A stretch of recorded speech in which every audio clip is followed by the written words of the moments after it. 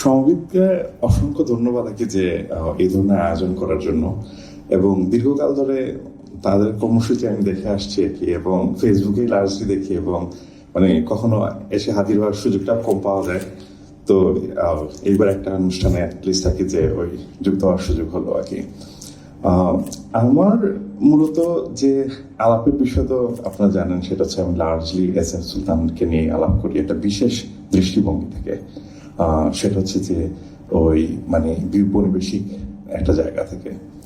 তো আজকের আলাপটা not necessarily যে আমি ওই জায়গা থেকে ওই অ্যাঙ্গেলটাতে আর কি যে আলাপটা করবো আর কি, যে সেটা বাট এক ধরনের অন্য হরাইজন থেকে করার একটা ইচ্ছা। তার একটা গুরুত্বপূর্ণ কারণ যেটা হচ্ছে যে আমার একটা মানসিক সমস্যা হয়, সেটা হচ্ছে যে একই ধরনের আলাপ বিভিন্ন জায়গায় করার কারণে থাকে না, মনে হয় যেন আমি অবস্থা খারাপ, আমার কোনো মেধা টেদার বিকাশ হচ্ছে না। তো এই সুলতানের এই গত কিছুদিন ধরে থাকে না, অনেক জায়গায় আলাপ করছি, ফলে প্রায় ফেটিক তৈরি হচ্ছে আমার নিজের। তো এটা একটু অন্য ডাইরেকশনে যে যাওয়ার একটা কামনা এবং বাসনা। আর ওইটা ঠিক এক্স্যাক্টলি যে আমার জন্য অন্য ডাইরেকশনে যাওয়া তা না, মোরলেস ওই আলাপটাও আমরা মানে করছিলাম গত কিছুদিন ধরে বিভিন্ন প্ল্যাটফর্মে। সেটা হচ্ছে যে ধরুন ঘোষণাপত্র, তারপর হচ্ছে যে সনদ, তারপর হচ্ছে এগুলোর তো ফিলসফিক্যাল এবং পলিটিক্যাল একদম অ্যানালাইসিসও দরকার, এবং অভ্যুত্থানের যে জায়গাগুলোকে এগুলো কিভাবে দেখি। পাশাপাশি যেটা হচ্ছে এটার সাথে খুবই ইন্টারেস্টিংলি যেটা একটু আগে ধীমান বললেন, সেটা হচ্ছে যে সুলতানের যে থাকে না বিশাল যে মানে ফিগার, এই ফিগারের সাথে কোনো ধরনের সম্পর্ক আছে কিনা না। তো আমাদের সবারই মনে আছে মূলত সেটা হচ্ছে, যেমন আমরা সবাই জানি, সেটা হচ্ছে সুলতানের আসলে বড় দাগে দুটো ভাগে ভাগ করা যায়। একটা হচ্ছে যে মানে যে ওই মূলত যে মুক্তিযুদ্ধের আগে মানে 50-এর দশকের দিকে তার এক ধরনের স্টাইল এবং যে টেকনিকের মাধ্যমে পেন্টিং করতেন। অন্যদিকে হচ্ছে যে মূলত 60-এর দশকের মধ্যে দিকে উনি অন্য ধরনের একটা এক্সপেরিমেন্ট চালাচ্ছিলেন। বাট তার একটা বুম ঘটে হচ্ছে 71-এর পরে, যে মানে যে ওনার এক্সিবিশনগুলো ঘটে। মূলত লার্জলি দুইটা বিখ্যাত এক্সিবিশনের মধ্যে একটা হচ্ছে 76-এর এক্সিবিশন যেটা হয়, আর এরপরে কোথায় ইনস্টিটিউটে যেটা হয় ওই যে 1947 সালে, ওই যে 87-এর দিকে।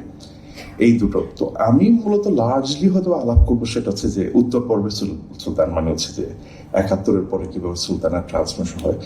এখানে একটা বিষয় বলে রাখা দরকার, সেটা হচ্ছে যে আমার কাছে প্রায় সময় মনে হচ্ছে কি জানেন, সেটা হচ্ছে যে বাংলাদেশে আসলে যে মাস্টার পেন্টার যারা খুব গুরুত্বপূর্ণ পেন্টার, তাদের মধ্যে কিছু কিছু লোকের কিন্তু ব্যাপকভাবে প্রভাব পড়েছে মুক্তিযোদ্ধার। এর মধ্যে একজন হচ্ছে কিন্তু সুলতান।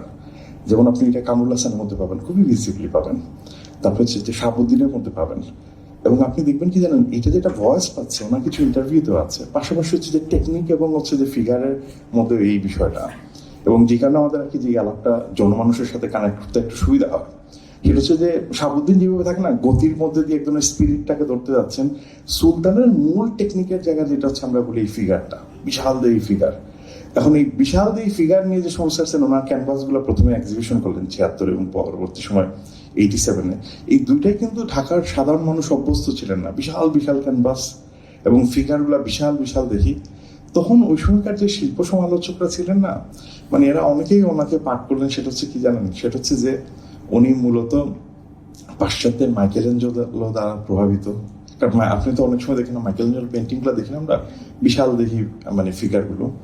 এবং পাশাপাশি যেটা হচ্ছে যে উনি ঠিক ওই মাত্রা যে বুঝতেছেন যে পাশ্চাত্যের যে ব্যাকরণ আছে, একটু পরে আমরা আস্তে আস্তে ঢুকবো, খুব ডিটেলে যাবো না, সেই ব্যাকরণেও আসলে বুঝতেছেন খুব একটা আত্মস্থ করতে পারলেন না। ফলে আমাদের এখানকার বুঝতে পেরেছেন প্রথম শ্রেণীর যে বুঝতেছেন সুলতানের সমালোচক এবং আলোচক যারা আর কি, তাদের একটা গুরুত্বপূর্ণ অ্যাঙ্গেলিং ছিল হচ্ছে সেটা হচ্ছে যে মানে রেনেসন্সের পরবর্তী সময়ে যে পাশ্চাত্যে একজন টেকনিক পেন্টিং এর তৈরি হয়েছে না, যেটাকে আমরা বলি প্রজেক্টিভ জ্যামিতিক টেকনিক, আমি একটু পরেই বলছি, সেইখানে বুঝতেছেন কতটা উনি সফলভাবে মানে যে ওই প্র্যাকটিস করতে পারছেন অথবা পারছেন না। সেই জায়গা থেকে আমাদের খুবই পরিচিত যে নজরুল ইসলাম, মানে উনি আর্কিটেক্ট এবং নগর পরিকল্পনাবিদ। মানে যে তো উনি খুব মানে একবার বলতেছিলেন, সেটা হচ্ছে যে জয়নুল এবং কামরুলের থেকে মানে সুলতান তুলনামূলকভাবে যে মানে পাশ্চাত্যের ব্যাকরণে দুর্বল এবং হচ্ছে খানিকটা নাইভ। এখন খুব স্বাভাবিকভাবে উনি কেন বলছেন এটা, তার কারণ খুবই স্পষ্ট। সেটা হচ্ছে কি যে ওনার কাছে মনে হচ্ছে কি জানেন, যে মানটা আছে সেই মানটা আসলে উনি অনুসরণ করছেন না। অন্যদিকে যেটা হচ্ছে কি জানেন, সেটা হচ্ছে যে পাশাপাশি উনি তাহলে কার দ্বারা প্রভাব হচ্ছে যে মাইকেলেঞ্জেলো দ্বারা। এখন আমি জানি না নজরুল ইসলাম সহ অন্যান্যদের বুঝতে পেরেছেন ভ্যাটিকানে যাওয়ার সুযোগ হয়েছে কিনা না, সিক্সটিন চ্যাপেলে দেখার সুযোগ হয়েছে কিনা না। ঘটনাচক্রে আমি রোমে আমার একটা বক্তৃতা ছিল, সেখান থেকে আমি ভ্যাটিকানে গিয়েছিলাম আর কি। ভ্যাটিকানের সিক্সটিন চ্যাপেলেও আমি গিয়েছিলাম। তো সিক্সটিন চ্যাপেলে যাওয়ার সময় স্যার, সিক্সটিন চ্যাপেল আপনি তো জানেন যে সেটা হচ্ছে যে রেনেসাঁস উত্তর যে টেকনিকটা দিয়ে মূলত ছবিটা আঁকা হয় সেটা হচ্ছে প্রজেক্টিভ জিওমেট্রি। তো এটা হচ্ছে বিশেষ জায়গা থেকে আপনি কিভাবে দেখছেন, কাছের জিনিস উজ্জ্বল বড় দেখাবে, দূরের জিনিস মানে হচ্ছে যে অস্পষ্ট এবং ছোট দেখাবে, বেসিক টেকনিক আর কি। ফলে এই টেকনিক দিয়ে বুঝতে পারছেন ভ্যাটিকানের রেনেসাঁসের প্রচুর দেয়ালের মধ্যে মোড়াল আঁকা হয়েছে, সিলিং এর মধ্যে আঁকা হয়েছে এটা।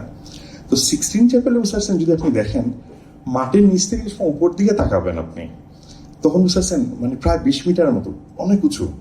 এবং হচ্ছে তখন এই যে বিশাল দানবীয় যে দেখাগুলো যেগুলো মনে হয় যে সেটা হচ্ছে মূলত হচ্ছে যে মাইকেল অ্যাঞ্জেলোর, এটা আসলে তখন আর দানবীয় মনে হয় না। অনেক সময় ফিগারগুলোকে বুঝতে পারছেন তুলনামূলকভাবে ছোট মনে হয়। আর 20 মিটার মানে হচ্ছে কিন্তু মানে প্রায় অ্যারাউন্ড 65-66 ফুট, মানে আপনি বুঝতে পারছেন কতটা উচ্চ এবং কতটা দূরে। এখন আপনার প্রশ্ন আসতে পারে মানে যে মাইকেল অ্যাঞ্জেলো কি অবগত ছিলেন যে সেটা হচ্ছে যে দূরে আছেন বলে বুঝতে পারছেন চলে গেছে ওনাকে যে সিলিংটা, এখানে একটা বিষয় বলে রাখা দরকার, ভ্যাটিকানে যে ঘটনাটা ঘটে থাকে সেটা যে বিভিন্ন শিল্পীকে বিভিন্ন এলাকাটা কমিশন করা হয়। যেমন রাফায়েলকে একটা ওয়াল হয়তো দেওয়া হয়েছে, উনি ওইটার জায়গায়, দুসিকে একটা ওয়াল দেওয়া হয়েছে, উনি ওই জায়গাটাতে করছেন। এখানে অসংখ্য সব চ্যাপেলও আছে। ফলে এই স্টাইলে এই যে কমিশনটা মাইকেল অ্যাঞ্জেলো দিয়েছিল সবচেয়ে গুরুত্বপূর্ণ যে চ্যাপেল, 16 চ্যাপেলের 16 নম্বর চ্যাপেলের সবচেয়ে 4টা আগে। ফলে ওই ফিগারগুলো যদি আপনি ওইখানে দেখেন বুঝতে পারছেন এটা একদমই বুঝতে পেরেছেন অস্বাভাবিকও মনে হয় না, পেশিগুলাকে স্বাভাবিক মনে হয় নিচ থেকে দেখলে। কিন্তু সমস্যাটা কোথাও হয় জানেন, আমরা যে সময় এই পেন্টিংগুলো বুঝতে পারছেন ছবি দেখি, ছবিতে এই পেন্টিংগুলো বুঝতে পারছেন বিশাল দেহী হিসাবে আবির্ভাব হয়। এবং 2 নম্বর হচ্ছে যে ওইখানকার যে ওই সময়কার যে গুরুত্বপূর্ণ যে মানে যে ইটালিয়ান যে শিল্পীরা যেমন এবং হচ্ছে শিল্প সমালোচকরা, এর মধ্যে খুব গুরুত্বপূর্ণ লোক আছেন কিন্তু জর্জিও বাসারি। এবং বাসারি কিন্তু প্রথম আর কি যে ওই মানে যে এইখানে যে একটা নতুন মুভমেন্ট হচ্ছে সেই মুভমেন্টটা সম্পর্কে বলছিলেন। আপনারা অনেকে ভাবছেন যে আমি কেন রেনেসাঁস থেকে আসছি, তার একটা গুরুত্বপূর্ণ কারণ আছে আর কি যে কানেক্ট করার জন্য। তো ওই জর্জিও বাসারি খুব সুন্দর মজা করে একটা বিষয় বলছিলেন, সেটা হচ্ছে কি জানেন যে এক ধরনের নতুন মানে যে ওই আর্ট মুভমেন্ট হতে যাচ্ছে। এবং এই আর্ট মুভমেন্টটা কেন হচ্ছে বুঝতেছেন টেকনিকটা, সেটা হচ্ছে বাস্তবতাকে আপনি কিভাবে উপস্থাপন করছেন। এবং এটা কোন ধরনের বাস্তবতা, সেটা হচ্ছে যে একটা বিশেষ পয়েন্ট থেকে বিশেষ জায়গা থেকে আপনি কিভাবে দেখেন। এখন এটা একটা দুর্দান্ত টেকনিক, কারণ হচ্ছে আলো সম্পর্কে বুঝতে পেরেছেন ইউরোপে যে আন্ডারস্ট্যান্ডিংটা ছিল দীর্ঘকাল ধরে আমরা জানি মূলত গ্রিকদের, সেটা হচ্ছে কি যে সেটা হচ্ছে চোখ থেকে আলোটা বের হয়, বের হওয়ার পর বুঝতে পারছেন অবজেক্টে রিফ্লেক্ট হয়, তারপরে আমাদের সাথে এসে পড়ে এবং আমরা তারপর দেখি। কিন্তু আমরা জানলাম কি জানেন যে মধ্যযুগে মূলত মুনাজিরা নামে বুঝতে পারছেন খুব বিখ্যাত টেক্সট, মানে যে সেখানে আলো সম্পর্কে আমাদের যে বর্তমান যে মানে যে আলাপটা সেটা বুঝতে পারছেন আমরা জানি যে অবজেক্টে পড়ে, সেই অবজেক্ট থেকে আমাদের এখানে আমরা দেখি। এই আইডিয়াটা বিকশিত হয় এবং অপটিক্সের দুর্দান্ত সব কাজ হয়। এইটা পরে উথিল ওই সময় কিন্তু অনুবাদ করেন ল্যাটিন ভাষায়। ফলে আলো সম্পর্কে আন্ডারস্ট্যান্ডিং যেমন চেঞ্জ হচ্ছে, পাশাপাশি হচ্ছে একদম নতুন কৌশল তৈরি করা হচ্ছে। সেটা হচ্ছে কি জানেন, এই 2 ডাইমেনশনাল যে থাকে না অবতলে 3 ডাইমেনশনাল অবজেক্টগুলোকে উপস্থাপন করার, এবং এটাকে আমরা মূলত বলি কি জানেন প্রজেক্টিভ জিওমেট্রি যেটা। এবং এই প্রজেক্টিভ জিওমেট্রি আছেন সেটা হচ্ছে কি জানেন, আপনি যদি ইউরোপিয়ান আর্ট বুঝতে চান এবং আর্টের যে ব্যাকরণ বুঝতে চান তার সেন্ট্রাল আইডিয়া কেন এটা, কারণ এই টেকনিকটা আসলে বুঝেছেন মানে রেনেসাঁস উত্তর আর্টের সাথে রেনেসাঁসের পর্বের আর্টের একটা ফারাক করা হয়েছে।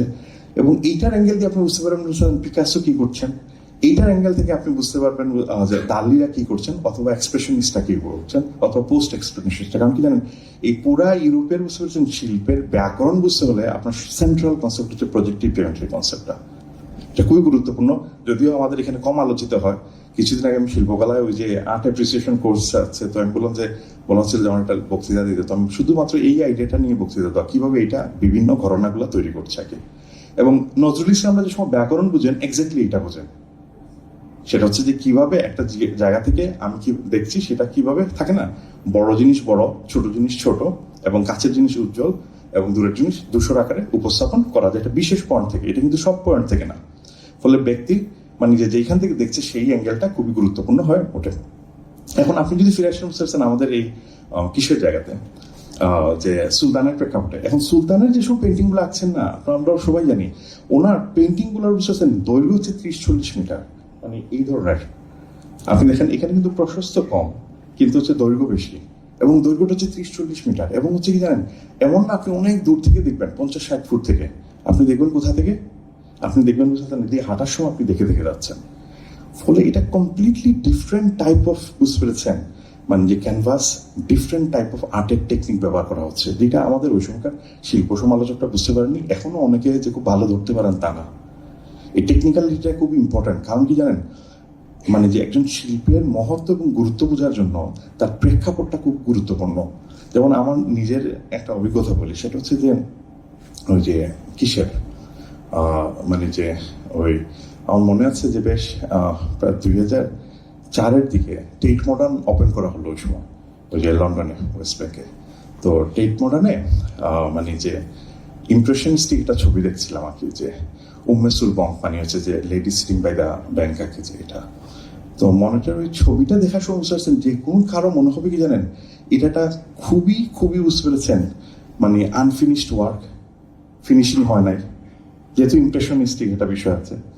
এবং পাশাপাশি মনে হবে কি জানেন, এই শিল্পী এতই লেজি যে সেটা হচ্ছে সে যে কাজটা বুঝতে থাকে না, টেকনিকটা ঠিক মতো, মানে যে জিনিসটা দেখছে সেটা স্পষ্টত পরিষ্কারভাবে বুঝতে ছবিতে তুলে আনতে পারে না।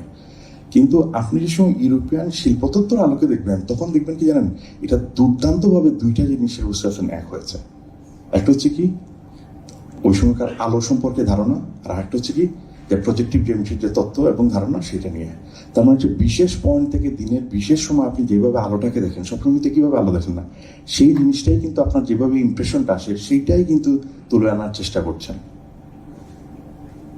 এখন স্বাভাবিকভাবে মনে হবে জানেন কোনো এক অপরিপক্ষ শিল্পীর আঁকা ছবি, তার মানে হচ্ছে কি জানেন, কোনো শিল্পীর মহত্বতা বোঝার জন্য তার কনটেক্সটটা বোঝা খুবই গুরুত্বপূর্ণ।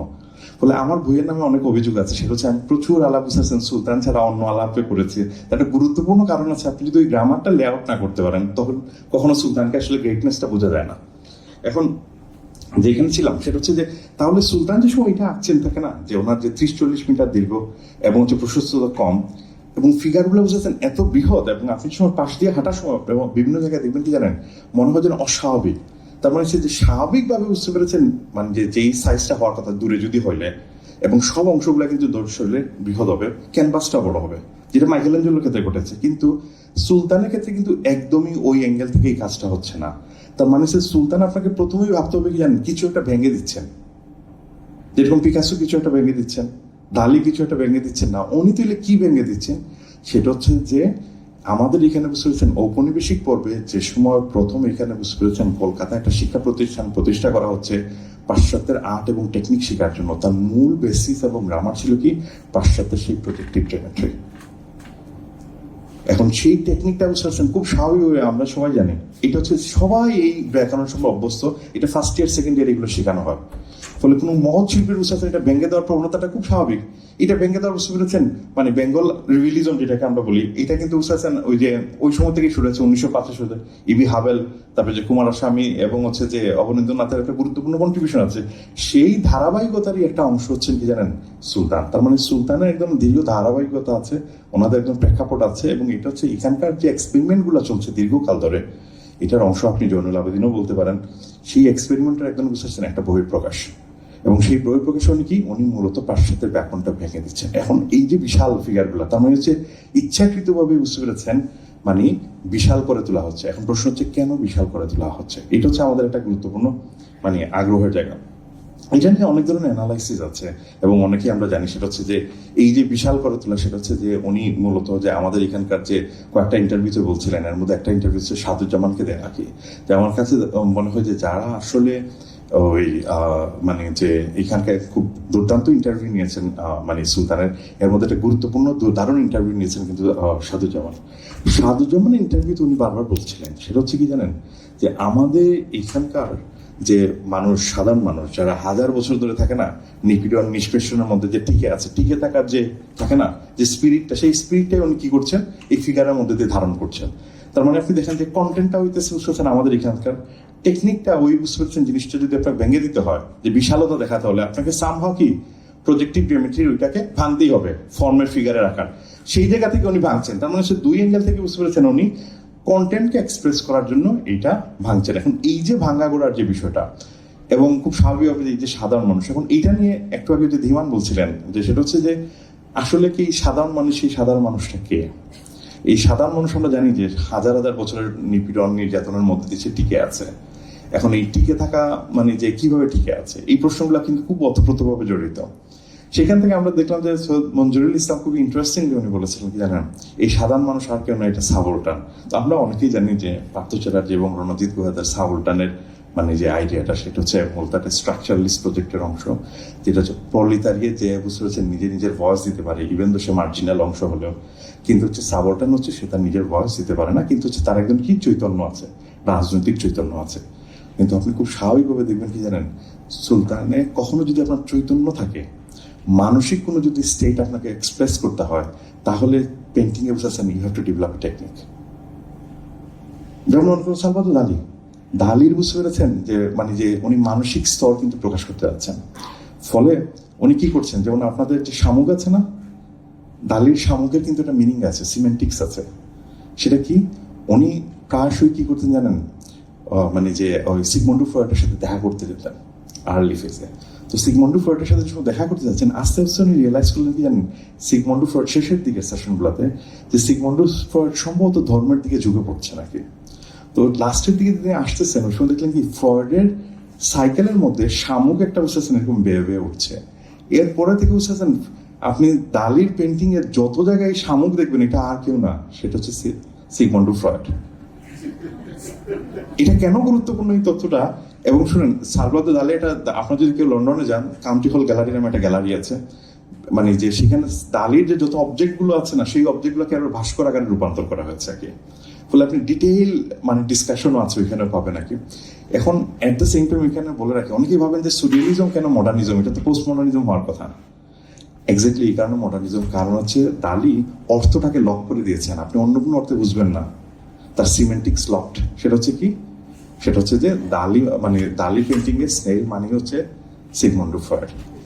এখন ধরুন তার মানে কি জানেন, আপনি মানসিক অবস্থাকে মানে যে এক্সপ্রেস করতে হলে আপনাকে যেটা করতে হবে কি জানেন, হয় আপনি সিম্বল ব্যবহার করবেন, যেটা ম্যানারিজমে করা হয়েছে, অথবা আপনি আরেক জিনিস করতে পারেন, আপনি পার্সপেক্টিভ ভেঙে দিতে পারেন। ম্যাজিক রিয়েলিজম নামে আমরা তো জানি যে লার্জলি ল্যাটিন আমেরিকান স্কুলগুলো মানে যে মোর নন, কিন্তু ম্যাজিক রিয়েলিজম পেন্টিং এর স্কুল দ্বারা হয়েছিল 30-এর দশকে, এটা লার্জলি জার্মানিতে। এরা এক্স্যাক্টলি কাজ করেছে, সেটা হচ্ছে কি যে মানে যে সম্পর্কটা বোঝানোর জন্য কি করেছে জানেন, পার্সপেক্টিভ গুলোকে ভেঙে দিত। মানে তার মানে যে অবজেক্টের সাথে যে সম্পর্ক, ওইখানে এমন ভাবে স্যাচুরেট করে দিবে ফিগার গুলাকে, ওই সম্পর্কটা মানে বোঝানোর জন্য। এখন এই যে মানসিক অবস্থা যদি বুঝাইতে হয়, তার মানে হচ্ছে কি জানেন, আপনি সামহাও কি করতে হবে, আপনাকে টেকনিক ডেভেলপ করতে হবে, যে টেকনিকটা এটা। কিন্তু আপনি দেখবেন কি জানেন, ডেফিনেটলি বুঝতে পারছেন সম্পর্ক খুব গুরুত্বপূর্ণ সুলতানের কাছে। এখানে সুলতানের বুঝেছেন ফিগার গুলা কি হয় জানেন, একটার উপর একটা হেলে পড়ে। আপনি দেখবেন সুলতান ফিগার বুঝেছেন কোনো আধুনিক ব্যক্তি না, ইন্ডিভিজুয়াল বলি না ইউরোপের, যে হইতেছে কি প্রকৃতির উপরে দাঁড়ায় আছে, রুল করছে, তার ফিগারগুলো এরকম নয়, একটার উপর আরেকটার মধ্যে হেলে পড়ে। আপনি এই ধরনের হেলানোর বুঝতেছেন পেন্টিং আমাদের এই এলাকায় প্রায় সময় পাবেন। অজন্তা একটা দুর্দান্ত এক্সাম্পল সেটা। তো অজন্তা এক লুক হেলে পড়েন না, সেই লুক কে জানেন, গৌতম বুদ্ধ। মানে বুদ্ধ বুঝতেছেন থাকে না, একটা বিশাল আকৃতির থাকে না, উনি কোনো দিকে হেলে টেলে পড়েন না, বাকি সবাই হেলে হেলে বুঝতেছেন অবস্থা খারাপ। ওইটা আমরা বুঝি কারণ কি, কারণ বুদ্ধ তো কারো উপরে হেলে পড়তে পারেন না, উনি তো থাকে না সবার আশ্রয়স্থল হিসাবে এটা। কিন্তু সুলতানের মানে পেন্টিং এ যেটা হয়েছে কি জানেন, বুদ্ধের ওই জায়গা নিয়ে নিয়েছে, বুঝতে পেরেছেন, সব সাধারণ মানুষ। আপনি দেখবেন ফিগার গুলা আপনি অন্যভাবে দেখলে বুঝতে পারছেন, এই যে ফিগারটা আপনি দেখবেন কি জানেন, মানে খুবই দানবীয়, শেয়ার বা ডিপেন্ডেন্ট অনেক হলে, আবার এট দ্য সেম টাইম কি জানেন ফিগার গুলো হেলেও পড়ছে। এটা পুরোটাই হচ্ছে কি জানেন, সম্পর্কের জায়গা থেকে। সুলতান কি এই বিষয়ে অবগত ছিলেন? অফকোর্স অবগত ছিলেন। এগুলো ভেরি ওয়েল নন তথ্য, বুঝতে পেরেছেন, 50-এর দশকের 60-এর দশকের এই বিষয়গুলো, যেটা হয়তো আমরা মানে থাকে না কম আলোচনা আসে বলে আমাদের কাছে এখন বুঝতে পারছেন মনে হয় খুবই বিমর্ত আইডিয়া। ওনার কাছে এগুলো খুবই অবচিত, বিভিন্ন ইন্টারভিউতে উনি বলছিলেন। তারপরে এই ফিগারগুলো হেলে পড়া, তারপরে একটা ডিপেন্ডেন্ট করা থাকা, এটা খুবই কিসের। কিন্তু ঘটনা হচ্ছে এখানে কি কোনো স্টেট অফ মাইন্ড এক্সপ্রেস করছেন কিনা না, আমার উত্তর হচ্ছে না। এখানে আসলে বুঝতে পেরেছেন উনি ফিগার দিয়ে মানে এক্সপ্রেস করছেন বুঝেছেন স্পিরিটটাকে, কিন্তু কোন ধরনের পলিটিক্যাল কনসিয়াসনেসের কোনো ইঙ্গিত পাওয়া যায় না। যেমন পলিটিক্যাল কনসিয়াসনেস দুর্দান্ত ইঙ্গিত পাবেন কি জানেন, আমার কাছে মনে বুঝতে পারছেন এই এলাকায় মানে যে শুধু বাংলাদেশ না, মানে যে আমাদের এই রিজনে দুর্দান্ত ভাবে বুঝতে পেরেছেন ল্যাঙ্গুয়েজ প্রডিউস করেছেন নতুন, মানে যে আরেক শিল্পী হচ্ছে তালিয়াল মামুনের অসম্মতির মানচিত্র, আপনারা যারা দেখেছেন। আমি ওনাকে কয়েকবার বলেছিলাম যে মানে যে উনি নিজেও রিয়েলাইজ করেন নাই, পরে রিয়েলাইজ করেছেন। আমাকে একদিন ফোন দিয়ে বললেন যে আপনি ঠিকই বলেছিলেন। সেটা হচ্ছে কি জানেন, ওনার কাজের মধ্যে যে শতাব্দীর আখ্যান, ওইখানের মধ্যে উনি বিভিন্ন সাইন ডেভেলপ করছেন, এটা সিমিওটিক্স। আপনি যে সময় উপনিবেশনের অথবা অন্য ধরনের কমপ্লেক্স পলিটিক্যাল সিস্টেম এক্সপ্রেস করতে যাবেন, আপনার সাইন্স সিম্বল লাগবে, আপনার ল্যাঙ্গুয়েজ লাগবে। এবং ঘটনাচক্র উনি এটা ডেভেলপও করেছেন, বাট এটা দেখার বিষয় বুঝতে পেরেছেন ভবিষ্যতে কোন দিকে যায়। ফলে এটা আমি একটা উদাহরণ দিয়ে রাখলাম যাতে আমাদের বোঝার সুবিধাটা। এখন প্রশ্ন হচ্ছে তাহলে সুলতানের মানুষের বুঝতে পেরেছেন এই যে জায়গাগুলা, এবং হচ্ছে যে সুলতানের মানে বুঝতেছেন স্পিরিট এবং এইটা।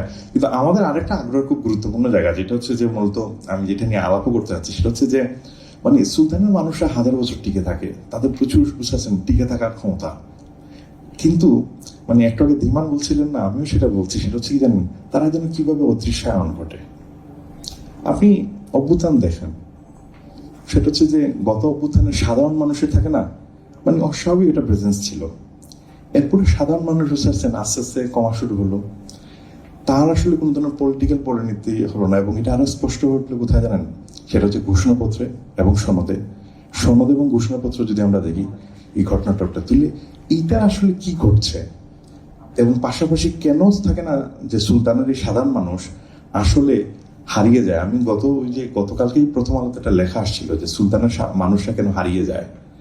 এই আলাপটাই বুঝতে পেরেছেন আমি করছিলাম যে কেন হারিয়ে যায় এবং তার কারণটা কি, এবং হচ্ছে কেন বুঝতে পেরেছেন এই নজরটা আমাদের এইদিকে দেওয়া দরকার। আপনি খুব স্বাভাবিকভাবে একটা বিষয় দেখেন, সেটা হচ্ছে যে ঘোষণাপত্রের একটা গুরুত্বপূর্ণ যে জায়গাগুলো, সেখানে মানে যেটা বিষয় ছিল যে জুলাইয়ের যে স্পিরিট, সেটাকে মানে যে ধারণ করা। আসলে খুব স্বাভাবিক একটা প্রশ্ন যে মানে এই জুলাইয়ের অভ্যুত্থান আসলে স্পিরিট কি, এটা ইটসেলফ একটা ফিলোসফিক্যাল কোয়েশ্চেন, মানে যে আসলে কিভাবে আমরা এটা পোর্ট্রেট করবো অথবা চিহ্নিত করবো আর কি। সেকেন্ডলি যে জায়গাটাতে হচ্ছে সেটা হচ্ছে যে মানে শিকার আলোকে যে দেখা আর কি, যে তো আমরা প্রায় সময় আমরা বলছিলাম সেটা হচ্ছে বুঝতে পেরেছেন আমরা আসলে এই লেন্সিং গুলা কিভাবে দেখা উচিত এবং কোন অ্যাঙ্গেল থেকে আসলে দেখা জরুরি এবং প্রয়োজনীয়। সেটা হচ্ছে যে মানে আপনি দেখবেন যে জুলাই পরে মানে অনেকেই বলছিলেন এটা দ্বিতীয় স্বাধীনতা, তৃতীয় স্বাধীনতা, এই বিষয়টা। তো খুব স্বাভাবিকভাবে আমার একটা প্রশ্ন ওই সময় জাগলো এবং ওই বিষয়ে আমি বিভিন্ন জায়গায় আলাপ করছিলাম। সেটা হচ্ছে প্রথমত এটা স্বাধীনতা যারা বলছেন এরা রাষ্ট্র দর্শনের বেসিকটাই বুঝেন না আসলে, দর্শন মানে যে স্বাধীনতা কি জিনিস, কি কারণে বলছে মানে সেটা বলি, এবং তারপর আমরা আস্তে আস্তে ফ্রেম করে সুলতানের দিকে ঢুকবো আর কি, এবং আবার অন্যদিকে যাব। তার গুরুত্বপূর্ণ কারণ আপনি যদি দেখেন সেটা হচ্ছে কি জানেন, সেটা হচ্ছে যে স্বাধীনতার শব্দের সাথে একটা খুব ইন্টারেস্টিং শব্দ আছে, সেটা হচ্ছে কানেক্টেড, সেটা হচ্ছে সেলফ ডিটারমিনেশন। সেলফ ডিটারমিনেশন মানে হচ্ছে বাংলায় অতি পরিচিত স্বশাসন অথবা স্বরাজ। দেখবেন আপনি বুঝতে পারছেন 69-এর স্বশাসন নিয়ে প্রচুর আলাপ আছে, স্বাধিকার আলাপ আছে, এগুলো হচ্ছে স্বশাসনের বিষয় কি। এখন 47-এ কি হয়েছে, দীর্ঘকাল আমরা বুঝতেছেন ইউরোপীয় উপনিবেশের আন্ডার ছিলাম, সেখানে এইখানকার বুঝতেছেন সাধারণ মানুষ চেয়েছে সেটা হচ্ছে যে তাদের দুইটা রাষ্ট্র হয়েছে, এবং সেটা হচ্ছে কি ধর্মভিত্তিক। সেটা হচ্ছে একদিকে হচ্ছে যে মুসলিমদের একটা রাষ্ট্র, একটা হচ্ছে হিন্দুদের রাষ্ট্র। এটা ডেফিনেটলি বুঝতে পারছেন আপনি ইন্ডিপেন্ডেন্স বলতে পারেন, স্বাধিকার আন্দোলন, কারণ হচ্ছে কি জানেন সে স্বশাসনের দিকে যাচ্ছে, মানে তার নিজস্ব গোষ্ঠীর লোকরা আপনাকে কি করতে যাচ্ছে, যে শাসন করবে এবং হচ্ছে তার মধ্যে দিয়ে যাবে। পরবর্তী আপনি 71-এর বিষয়টা প্রায় কাছাকাছি, সেটা হচ্ছে কি জানেন যে এর পরবর্তী কয়েক দশকে বুঝেছেন যে পাকিস্তানের যে আধিপত্য এবং শোষণ নিপীড়নের এগেনস্টে সাধারণ মানুষ, বাঙালিরা মূলত লার্জলি সেটা হচ্ছে যে কি করেছেন, তারা একদম নিজস্ব স্টেট ফর্ম করতে যাচ্ছেন। এবং 71 হচ্ছে বুঝেছেন পরিষ্কার সেই ডেফিনেশন হচ্ছেন স্বরাজ এবং স্বশাসন এবং স্বাধীনতার আন্দোলন। এখন এই যে স্বাধীনতা আন্দোলন, কিন্তু 24টা আসলে কি, 24-এ তো আপনি এমন কোনো বিরোধী দলের এগেনস্টে যাচ্ছেন না, বুঝতে পারছেন যে এমন কোনো লোকের এগেনস্টে যাচ্ছেন না যা এখানকার লোক না। এরা তো যারা শাসন করেছে বুঝতেছেন 24-এর আগে বুঝতেছেন এরা তো বাংলাদেশের লোকজন। তাহলে এটা আসলে সমস্যাটা কোথা থেকে এবং কেন এটা গুরুত্বপূর্ণ, এটা হচ্ছে আমাদের এখানে যারা আলাপ করেন তাদের একটা গুরুত্বপূর্ণ টার্মে গুলিয়ে ফেলেন, সেটা হচ্ছে বুঝতেছেন সভরেনিটির ধারণা, স্বরাজ অথবা সার্বভৌমের ধারণা। সভরেনিটি দুই ধরনের হয়ে থাকে, একটা হচ্ছে ইন্টারনাল সভরেনিটি, একটা হচ্ছে এক্সটার্নাল সভরেনিটি। ইন্টারনাল সভরেনিটিটা কি, যে সময় মানে হচ্ছে যে রাষ্ট্র অথবা সরকার বুঝতে পেরেছেন যে কোনো ধরনের আইন প্রণয়ন করতে পারে এবং সেই জনগণের উপর সেটা এক্সারসাইজ করতে পারে। তার মানে রাষ্ট্রের ভিতরে যে কোনো ক্ষমতা সে এক্সারসাইজ করার ক্ষমতাকে বলা হয় বুঝতে পেরেছেন ইন্টারনাল সভরেনিটি। এক্সটার্নাল সভরেনিটি কি, বাইরের কোনো শক্তি বুঝতে পারছেন আপনার এই রাষ্ট্রের উপর বুঝতে পারছেন সরাসরি পূর্ণ নিয়ন্ত্রণ করতে পারবে না। আমাদের বুঝতে পারছেন 24-এর ঘটনা হচ্ছে মূলত ইন্টারনাল সভরেনিটি রিলেটেড সমস্যা, সেটা হচ্ছে রাষ্ট্রের সাথে আমাদের সাধারণ মানুষের সম্পর্ক এবং দ্বন্দ্ব কোন ধরনের সেটা নিয়ে আলাপ। খুব স্বাভাবিকভাবে আপনি দেখতে পারেন সেটা হচ্ছে কি জানেন, এবং আপনি খুব স্বাভাবিকভাবে দেখবেন সেটা হচ্ছে কি যে আমাদের এখানে এই যে রাষ্ট্র কিভাবে আমাদেরকে ট্রিট করছে, জানমালের যে নিরাপত্তা, তারপরে সে থাকে না যখন তখন হত্যা করে ফেলা অথবা হত্যাযোগ্য করে তোলা, এগুলো টিপিক্যাল এক্সাম্পল। কিসের এক্সাম্পল? সেটা হচ্ছে যে এখানকার, সেটা হচ্ছে যে স্বরাজের মানে যে ইন্টারনাল সভরেন্টি রিলেটেড যে সংকটগুলো, সেই সংকটগুলো নিয়ে কানেক্টেড একটা ডিবেটের অংশ। এখন তাহলে এই স্বরাজের আসলে ডাইমেনশনটা কি এবং আমরা আসলে এই রাষ্ট্রের কি, আমি বিভিন্ন জায়গায় এটা বলছিলাম, এবং অথবা সুলতানের যে উস্তাদে থাকে না বিশাল এই মানুষগুলা, এই রাষ্ট্রের কে? আপনি অদ্ভুতভাবে খেয়াল করবেন কি জানেন, সেটা হচ্ছে যে আমার দাদা, যার জন্ম এবং জীবনকাল হতে উসারছেন 47-এর আগে, সে তো উসারছেন রানী ভিক্টোরিয়ার অথবা রানী উসারছেন এলিজাবেথের কি ছিল? সাবজেক্ট ছিল, প্রজা। তাকে কিভাবে পরিচালনা করা হবে তার জন্য বুঝতেছেন রানী ভিক্টোরিয়ার কোনো কিছুর প্রয়োজন নাই, তার সম্মতির প্রয়োজন নাই। সে কিভাবে হতো? অ্যাক্ট এবং অ্যাক্টের আধারে হতো। মানে ব্রিটিশ পার্লামেন্ট থেকে রানী হুসেন একটা অ্যাক্ট দিতেন, সেইটা এক্সিকিউশন করা হতো কোথায়? এইখানের মধ্যে। ফলে এটা একদম বুঝতে পারছেন যে ক্ষমতা সম্পর্কটা খুব পরিষ্কার। এখন ঘটনা হচ্ছে যে আমাদের এখানে পরবর্তী সময়, যে এটা হচ্ছে 47-এর পর অথবা 71-এর পরে, আমার বাবা অথবা আমার সাথে কি বুঝতে পারছেন রাষ্ট্রের কোন ধরনের সমঝোতা হয়েছে কিনা? না, উত্তর হচ্ছে আসলে হয়নি। ইভেন আমাদের অবস্থা বুঝতেছেন, নাগরিক তো দূরের কথা, নাগরিক হিসেবে যে অবস্থান থাকে আমাদের, অথবা অবস্থা বুঝতেছেন মানুষ থেকেও খারাপ। যেমন মানুষ এবং নাগরিকের অধিকার কিন্তু এক না, আপনি এক হওয়ার কোনো কারণে নেই। মানে যে সময় হিউম্যান রাইটস এর কথা বলা হয় না, হিউম্যান রাইটস হচ্ছে কি জানেন, যে কোনো জায়গায় আপনি নাগরিক না, তারপরে আপনার যে যে অধিকারগুলো থাকার কথা। এই কারণে রোহিঙ্গারা বুঝতে পারছেন বাংলাদেশের কি নাগরিক? নাগরিক না, কিন্তু তারপরেও যে তার যে যে অধিকার থাকার কথা না, সেই অধিকার, জানমালের মানে যে তারপরে বেসিক শিক্ষা এবং হচ্ছে যে বাসস্থানের বিষয়টা, নাগরিক হিসেবে আপনার সবসময় কি অধিকার তার থেকে অনেক বেশি থাকার কথা, খুব স্বাভাবিকভাবে। কিন্তু আমাদের দেশে আপনি যদি খেয়াল করেন কি জানেন, আমাদের অবস্থা আসলে নাগরিকদের থেকে তো অবস্থা খারাপ, মানুষের থেকেও অবস্থা খারাপ। আমরা পরিণত হচ্ছে কি জানেন, বিমানবে।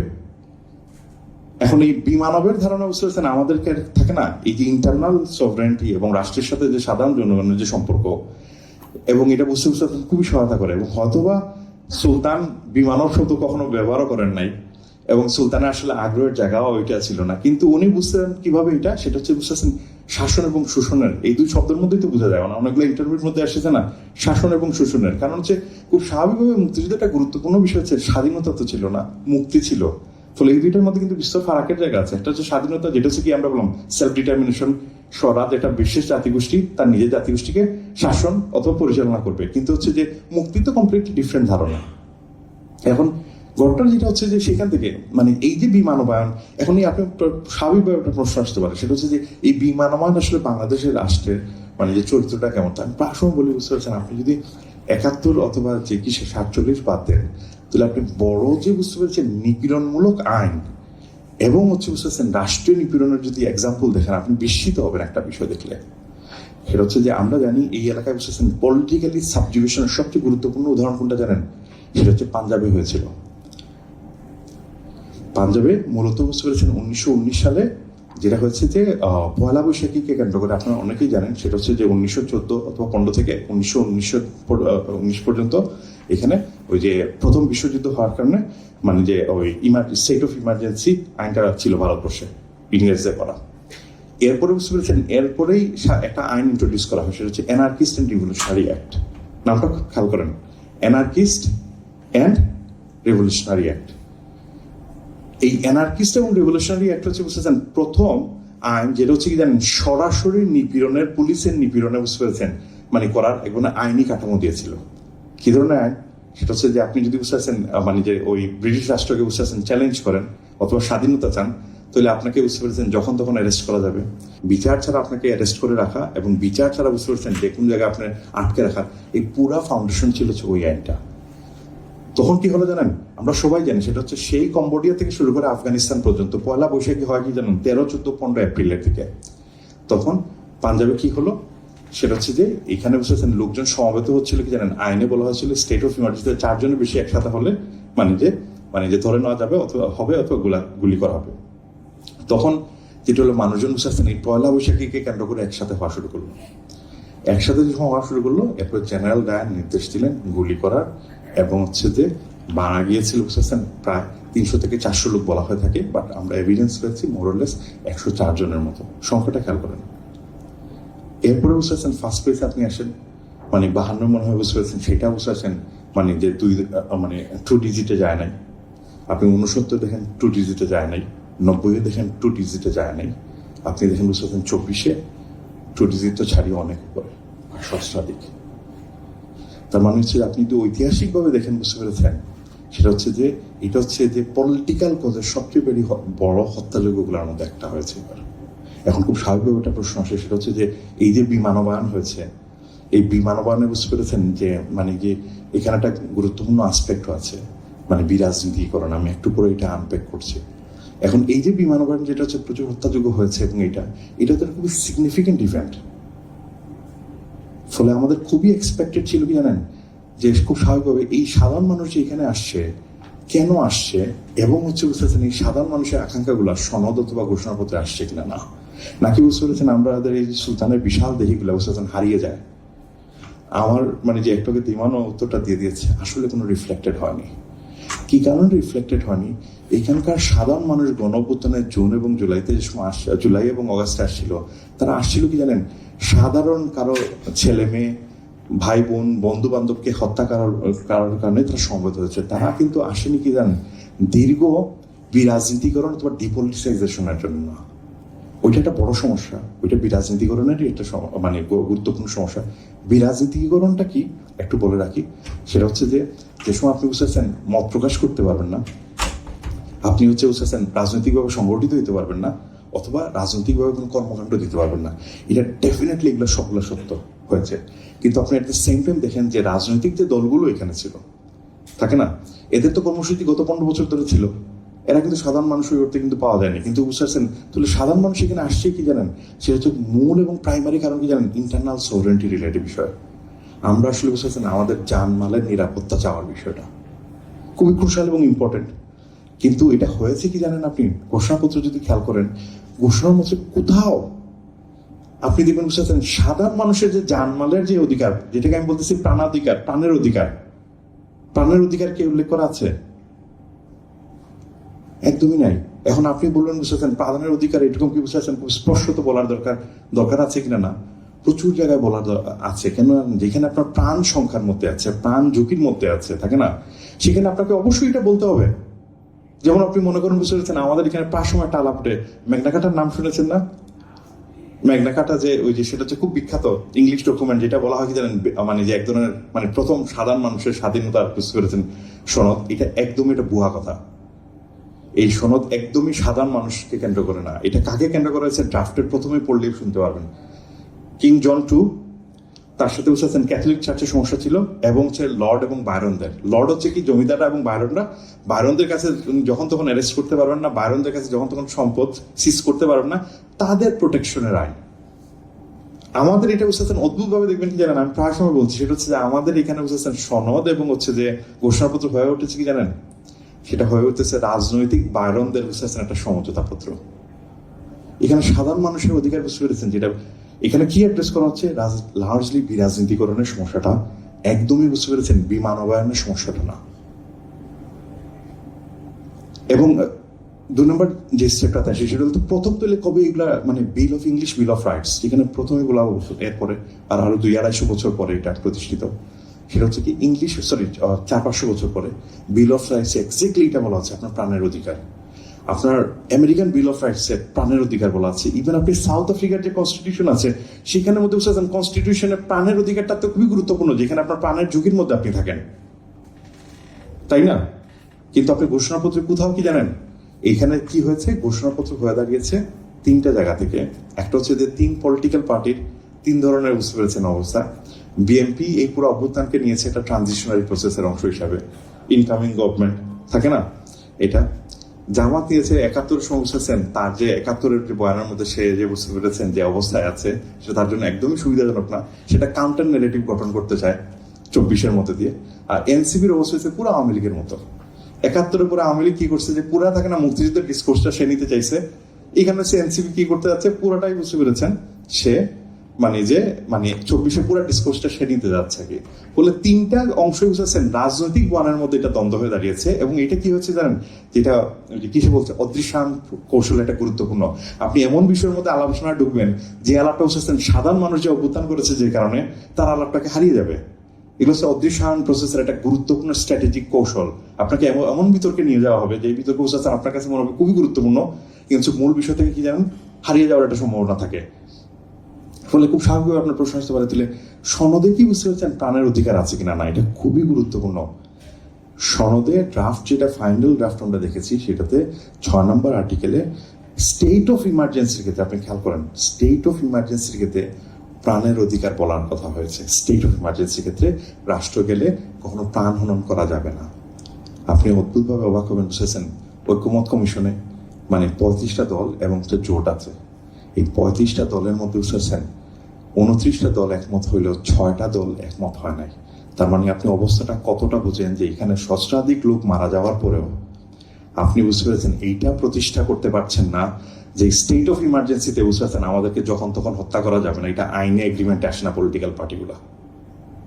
এবং হচ্ছে এটা যেহেতু খুবই বুঝতে পারছেন আপত্তিকর একটা বিষয়, এবং যে কোনো আন্তর্জাতিক সংস্থারও এটা চোখে পড়লে একটা সমস্যা। সব জায়গায় বলা হচ্ছে নোট অফ ডিসেন্ট কারা দিয়েছে, এই ক্ষেত্রে নোট অফ ডিসেন্টের লিস্ট বলা হয় নাই। মানে নোট অফ ডিসেন্টের লিস্ট থাকে না, আপনি যদি সনদের ড্রাফট দেখেন সব কোন কোন political party note of dissent দিয়েছে, সে কিন্তু বিতর্কে বলে বেড়ায় যে আমরা এই জায়গায়। এই ক্ষেত্রে বুঝাচ্ছেন মানে ঐক্যমত কমিশনের ড্রাফটের মধ্যে তাদের নামটা উল্লেখ করা হয় নাই। খুব স্বাভাবিক আমরা জানতে চাই কারা সেই বুঝতে পেরেছেন পার্টি যারা হইতেছে আগামী মানে 2 বছর 5 বছর পরে বুঝতেছেন আবার বুঝতেছেন স্টেট অফ ইমার্জেন্সিতে আমাদেরকে বুঝতেছেন থাকে না জীবন হননযোগ্য করে তুলতে পারে অথবা হত্যাযোগ্য করে তুলতে পারে, এই মধ্যে এখনই অলরেডি সে ড্রাফটে সাইন করছে না। We want to know. এটা তো কি জানেন জনগণের যে বিমানবায়নের যে প্রসেসটা, সেটা এখন খুব স্বাভাবিক একটা প্রসেস। তার মানে কেন হারিয়ে যায় এটা, মানে কেন সাধারণ মানুষের বুঝতে পেরেছেন এই অধিকার কখনো প্রতিষ্ঠা হয় না? এর একটা চরিত্র এবং গুরুত্বপূর্ণ কারণ কি জানেন, এটা এই স্টেট অ্যাপারাটাস কিভাবে কাজ করে, অথবা আমাদের এখানে বুঝতে পেরেছেন যে বিন্যাসটা কিভাবে কাজ করে সেটা। এবং এটা সম্ভবত একটা কারণ, সেটা হচ্ছে যে সুলতানের যে বিশালদেহী মানুষ বিশালই থাকে, কিন্তু সে কখনোই বুঝতে পেরেছেন কোনো কিছু বুঝতে পেরেছেন তার ফসলের নিয়ে যেতে পারবে না তার বাড়িতে। তার একটা গুরুত্বপূর্ণ কারণ কি জানেন, তার একটা গুরুত্বপূর্ণ কারণ যেটা হচ্ছে বুঝতেছেন এখানকার মানে পলিটিক্যাল সোসাইটির স্ট্রাকচার এবং কাঠামো। এবং এখন খুব স্বাভাবিকভাবে বুঝতে পেরেছেন এই পলিটিক্যাল সোসাইটি, সেটার সাথে দুটো গুরুত্বপূর্ণ, একটা হচ্ছে পলিটিকো, আর একটা হচ্ছে বুঝতে পেরেছেন মাস। এই শব্দটা খুবই গুরুত্বপূর্ণ। আপনি অবাক হবেন কি জানেন, মাসের সাথে পলিটিক্যাল ডিফারেন্স কি জানেন? সেটা হচ্ছে মাস হচ্ছে সে পলিটিক্যাল অ্যাওয়ার না, যেটা আমার ধারণা সংগীত একটা গুরুত্বপূর্ণ বিষয় কি জানেন, যে অন্যান্য যত সংগঠন আছে অথবা অন্যান্য অনেক সংগঠনই আছে, কিন্তু অনেকেই তো গান সাংস্কৃতিক কি করেন, কিন্তু সংগীত একদম বুঝেছেন রাজনৈতিক অবস্থান আছে এবং রাজনৈতিক থাকে না চেতনা ক্যারি করা। এটা সংগীতকে আর 5টা সংগঠন থেকে কিন্তু ভিন্ন করে তোলে, থাকে না এক ধরনের আইডিওলজিক্যাল বিষয় আছে এবং এটা কর্মতৎপরতা। সেটা হচ্ছে কি জানেন, সেটা হচ্ছে যে মাস থেকে পলিটিকও করে তোলা। এই মাস এবং পলিটিক্যাল আইডিয়াস আছে না, একটা ঐতিহাসিক জায়গা আছে, সেটা হচ্ছে কি জানেন প্লেটোর রিপাবলিকে খুব ইন্টারেস্টিংলি উনি বলছেন একটা সোসাইটির 3টা অংশ থাকে। কি অংশ? একটা হচ্ছে যে মানে যে সকল ওনার কোট আনকোট বুঝাচ্ছেন ফিলোসফার যারা কি যে রাষ্ট্র চালায়। বাইরে আমি একটু পরে একটা মজার বিষয় বলছি আপনাদেরকে। তারপর 2 নম্বর হচ্ছে কি সৈন্যরা, সোলজাররা একটা খুব গুরুত্বপূর্ণ। আর আরেকটা হচ্ছে কি জানেন, সেটা হচ্ছে যে শ্রমিক অথবা দাসরা। এখন একটা খুব মজার বিষয় বলে রাখি বুঝতেছেন, আপনি যদি প্লেটোর বুঝতেছেন যে কিসে ফিলোসফার স্টেট আছে না, যদি উদাহরণ খেয়াল করেন আপনি অদ্ভুতভাবে আবিষ্কার করবেন কি জানেন, আমরা অলরেডি তার ডেফিনিশন ফিলোসফারের স্টেটে আছি। এই ফিলোসফার স্টেট কারা? যারা হচ্ছে সবাই এক্সপার্ট, রাষ্ট্র চালাবে তারা। আপনি দেখেন না যে আমরা তো এক্সপার্টদের রাষ্ট্রে গেছি, এই ক্যান্টিনের গভর্নমেন্টের হোল আইডিয়া এইটা বলে আমার মাঝে মাঝে বুঝতে পেরেছেন আমি যদি টাইম মেশিন পেতাম তাহলে ওনাকে হয়তো ডেকে এনে দেখা তা বুঝতে পেরেছেন it doesn't really function like that way, মানে এটা আরো মোর কমপ্লেক্স ওয়েতে অপারেট করা দরকার। আমি বলছি না একদমই যে এক্সপার্টই হওয়ার, বাট এটা গুরুত্বপূর্ণ, বাট এখানে অন্যান্য ডাইমেনশন গুলোও আছে যাই, বাট বলে রাখলাম প্রায় সময় আমার মনে হয় যে আমরা একটা সুরিয়াল টাইমে বসবাস করছি, এবং যেটা আসলে বুঝতে পেরেছেন যে এইটাও হয়তো কোনদিন ভাবেন নাই যে এরকম একটা ঘটনা ঘটতে পারে, এবং কেয়ারটেকার গভর্নমেন্টের ধারণা বুঝতে পেরেছেন প্রায় কাছাকাছি। তো অন্য জায়গায় যেটা হচ্ছে এটা মধ্যযুগে কি হলো, সেটা হচ্ছে কি জানেন আর্মির জায়গা আছে ফিলোসফারের মানে যে এটা মোনার্ক মানে, এবং আরেকটা যেটা অংশ যুক্ত হলো সেটা হচ্ছে কি জানেন, সেটা হচ্ছে যে কিসের মানে মূলত ক্লার্জি মানে যাজকরা ইউরোপিয়ান স্টেটগুলোতে। ফলে এই 3টা ফ্র্যাকশন বুঝতে পেরেছেন খুবই ইম্পর্টেন্ট কম্পোনেন্ট হিসেবে সবসময় কাজ করছে। এটা আর্মি, এটা হচ্ছে ক্লার্জি গ্রুপ, এবং আরেকটা হচ্ছে কি সেটা হচ্ছে যে ওই কিসে মোনার্ক নিজে। আধুনিক রাষ্ট্রে ক্লার্জির লোকরা রিপ্লেস করলো কে জানেন, ওই সময় পলিটিক্যাল শব্দ প্রথমে ইমার্জ করে সেটা হচ্ছে কি, মানে যারা পলিটিক্যালি অ্যাওয়ার এবং পলিটিক্যালি স্টেক হোল্ডার, রাজনৈতিক সমাজ সেটা, এবং এদেরকে বলা হয় পলিটিকো। সুলতান যে মানুষগুলোর ছবি আঁকেন না, এরা আসলে কোনো পলিটিকো না, এরা হইতেছে লিটারালি মাস। এবং এই মাস হওয়ার কারণে বুঝতে পেরেছেন, তার কখনো আকাঙ্ক্ষা বুঝতে পেরেছেন বাস্তবায়িত হবে না যতক্ষণ না পর্যন্ত সে পলিটিক্যাল হয়ে ওঠে, কখনো, বুঝতে পেরেছেন। এবং এক্স্যাক্টলি এই কারণে আপনি দেখবেন যে সময় আমি যে মঞ্জুরুল ইসলাম স্যার যে সময় বলছিলেন, সেটা হচ্ছে যে সাবঅর্ডিনেট স্টাডিজে কৃষক চৈতন্য এবং এর জন্য রাজনৈতিক চৈতন্য আছে, আমি সবসময় ওই সময় বলেছিলাম, যদিও এই বাস্তবতা ছিল না, প্রায় হইতেছে 500 বছর আগে, সুলতানের ছবিতে একদমই এই মানে কৃষক অথবা শ্রমজীবী মানুষ কেউই পলিটিকো না, তার কোনো ইঙ্গিত একদমই খুঁজে পাওয়া যায় না। এই কারণেই বুঝতে পেরেছেন সুলতানের মানুষ বুঝতেছেন শোষণ নিপীড়নের মধ্যে দিয়ে আরো শত শত বছর যাবে, সে পলিটিকো না। আমাদের আরো অনেক লোক যে বুঝতে পারছেন মারা যেতে হবে আগামী, বুঝতে পেরেছেন, অনেক বছরের কাছে আমাদের হয়তো বুঝতে পারছেন নিজেদের অধিকার প্রতিষ্ঠা করার জন্য। এটা শুনতে অ্যাবস্ট্রাক্ট মনে হতে পারে, বাট এটা তো বাস্তবতা হয়ে দাঁড়িয়েছে যে সময় মানে এই পাঁচটার মধ্যে হয়তো আমার ধারণা মেজর পলিটিক্যাল পার্টি থাকতে পারে, যে যারা মনে করে স্টেট অফ ইমার্জেন্সির ক্ষেত্রে আমাদের জীবন কি হননযোগ্য। তো আমি আর আলাপ বাড়াচ্ছি না, হয়তো প্রশ্ন উত্তর পর্বে যদি থাকে আর কি, যে আমি হয়তো সংযোজন করতে পারি। তো আপনাদেরকে সবাইকে ধন্যবাদ, মানে এগুলো আমি আমার আলাপ শেষ করছি।